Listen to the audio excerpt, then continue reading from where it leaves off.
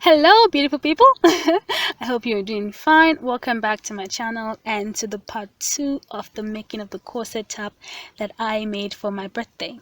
The pattern video is part 1 of this series, so I advise that you check that out before proceeding to watch this video and to sew.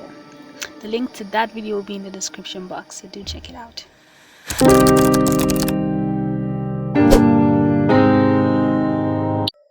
Apart from the pattern, what you need to make this top are your fabric of choice, and of course I'm going to be using Ankara. Woven fabric is the best for corset because you don't want the stretch, you want structure and stability. So still on materials, you need matching lining, and most often than not I usually go for black lining, and you also need fusible woven interfacing for that, to give it more structure. And for boning, I will be using zip ties, also known as cable ties, in place of plastic boning, and it worked out surprisingly well. These were the longest ones I could find at the store, so a major downfall for using zip ties instead of the normal plastic boning will be its length. I don't think any zip tie is longer than this 14-inch one. You need all the regular sewing supplies like pins, an open-ended zipper, 1-inch bias tape, measuring tape. Pardon my tiny chalk, but you also need something to mark your fabric as well. And finally, your fabric scissors. I proceeded to cut out my fabric, my lining, and interfacing using my patterns. Ensure that you cut the center front on the fold. I also went ahead to iron on my interfacing on my lining as well as on my main fabric. This took a long time. I think this was the longest part of the process, cutting my fabric and ironing the interfacing. So be patient and enjoy the process.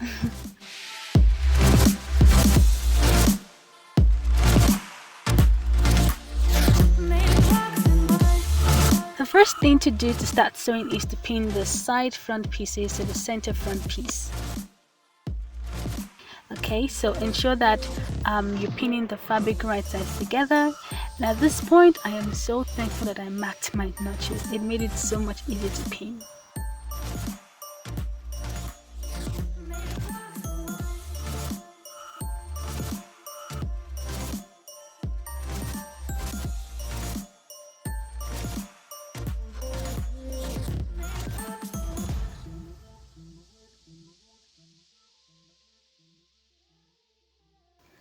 After pinning, take this to your sewing machine and sew at 1/2 inch seam allowance or less, depending on how much you left for seam allowance. And then you need to do this on the other side of the front as well.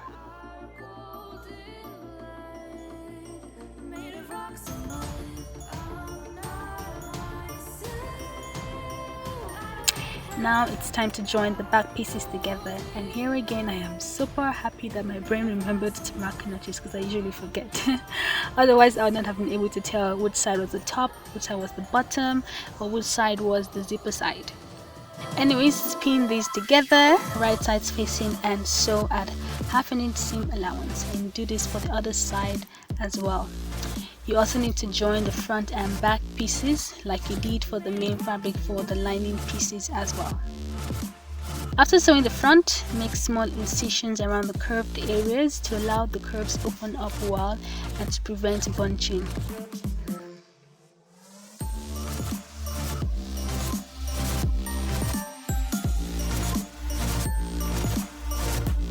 After making the notches, press the seams open. I attempted using my tailor's ham that I made from fabric scraps to iron the seams, but it was a fail. I think I need to learn how to use this tailor's ham properly for ironing. So I just ended up ironing the seams open the normal way.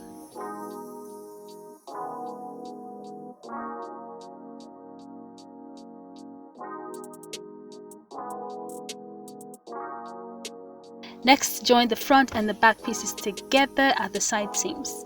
Pin the front right side to the back right side, and so do the same for the left side as well as for the lining pieces.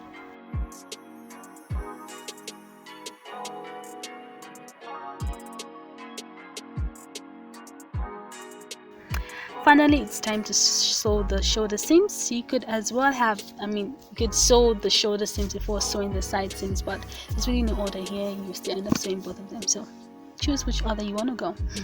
I'm just trying this on now to see how it fits, and I love it so far. But the neckline is a bit too wide, so I will add extra fabric to the neckline to bring it in a little bit, and you'll see how I do that later.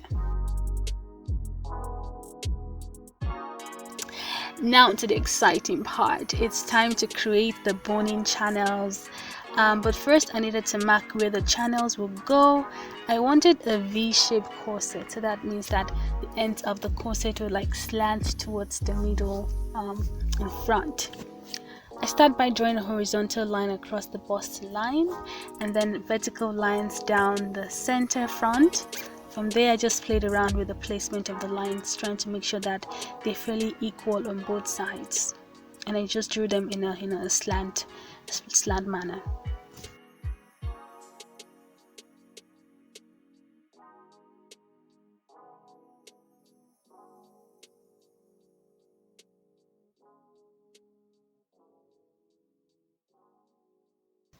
I have 3 lines on the center front panel and 2 lines on the side panel, the first line starting from the bust point area.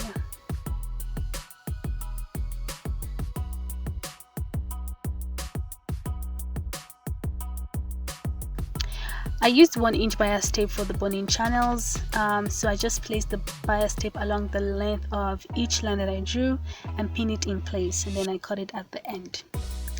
I did this for all the lines that I drew.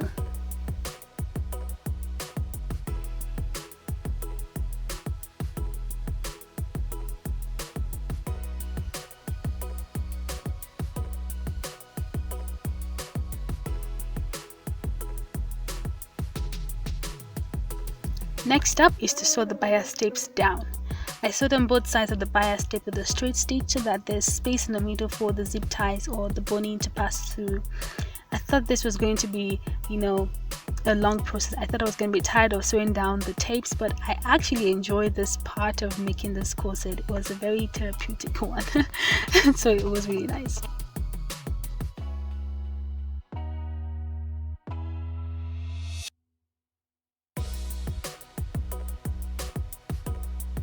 The boning channels look so good that I wish that I placed the bias tapes on the front of the fabric and not on the inside. I enjoyed sewing the bias tape so much that I ended up adding 4 more bias tape channels to the initial ones that I did, so 2 on each side. I really loved it. I loved how it turned out, and I will surely be making this top again in a different fabric. Now it's time to insert the zip ties, which I'll be using in place of regular boning. The length of my zip ties were just the perfect length that I needed, so I will not be trimming them. All I did was to cut out the square tips of the ends of the zip ties.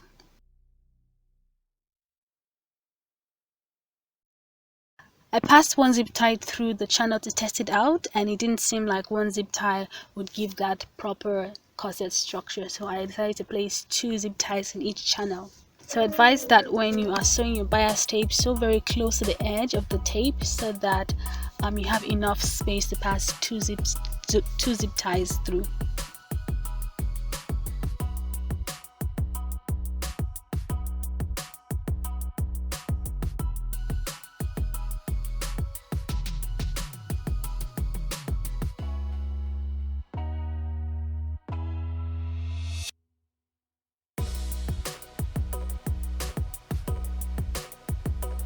When I was done inserting the zip ties, I adjusted the length so that I have half an inch space at the hem to sew up the hem later. Then I trimmed up the excess zip tie at the top.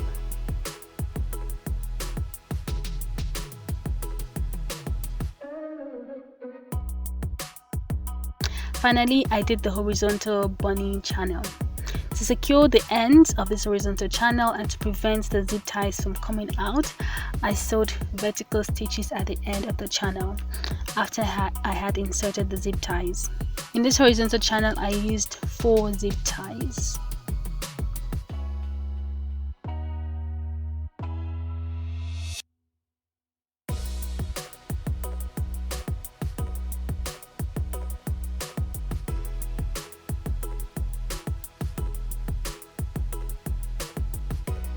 Because my neckline was too wide, I cut out 2 fabric strips that measured the vertical length of my neckline and was 3 inches wide. I ironed interfacing on them and folded it in half. To sew it on, pin the strip to the shoulder and sew the straight stitch at 1/2 inch seam allowance.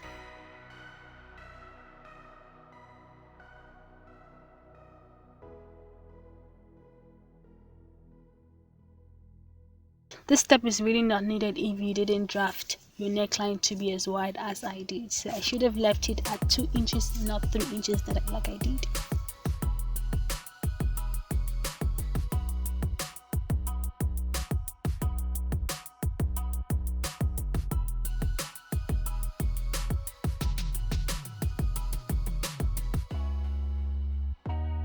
Next up, it's time to add the lining. Pin the lining and the fabric together, right sides facing, all along the neckline. At the shoulders, ensure that the shoulder strap is sandwiched between the lining and the fabric.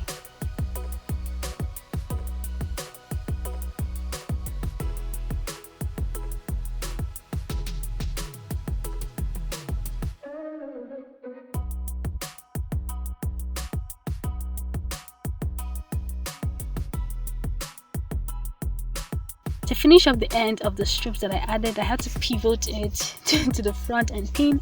It was a bit difficult and I can't really explain it, but I just made sure that that the end of the strip was pinned to the front of the neckline, and it was difficult, but it's not impossible, so just take care of that. Anyways, when I was done pinning, I sewed everything in place with a straight stitch all around the neckline.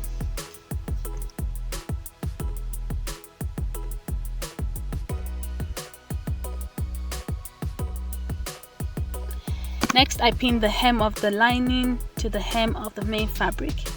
There was a bit of an excess fabric at the hem, so I trimmed that off, and I also made sure to push the boning upwards. Then I sewed all along the length of the hem.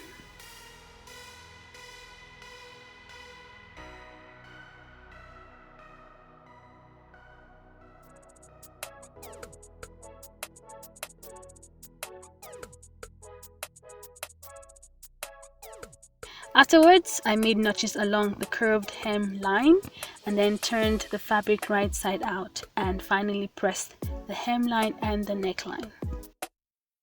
To finish up the armhole and sleeve, I used the bias tape as well. I pinned the lining and the fabric together with the bias tape, and I placed the bias tape on the right side of the fabric, and then I sewed it around in the fold of the ditch of the bias tape. That was a lot, but basically I just sewed in the fold, and after stitching I folded the bias tape inside and finally sewed it down.